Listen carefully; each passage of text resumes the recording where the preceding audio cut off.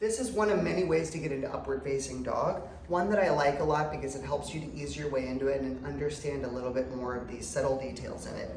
So you're gonna start on all fours, okay? Finding a neutral position so that the shoulders are over the wrists. And remember, this is only one of many ways, but I think it's a good exploration. And for this particular case, I would say to have your knees back a little bit so that you're not quite stacked. How far back you have the knees will depend on how tight your pelvic floor is. And what we're gonna try to do here, I'm gonna tuck in my shirt so you can see this a little better. What we're trying to do here is to access the front of the hips and not compress the lumbar spine. So as you're here, what you're gonna do is you're going to exhale and take the hips forward and inhale to release. And what you'll notice is I'm not arching my butt back like this and doing this because that's gonna jack up the lumbar spine as you do it. I'm also not trying to really tightly scoop the hips under. It is a really interesting exploration to work this as a wave, but for the sake of the simplicity, I would say explore this one with neutral spine.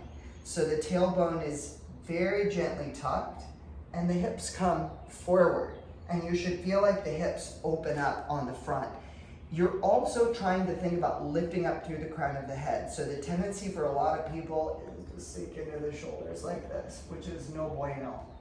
But if you lengthen your neck and keep yourself lifting out of your fingers, notice how much more that helps me open my chest and keep my neck open and relaxed.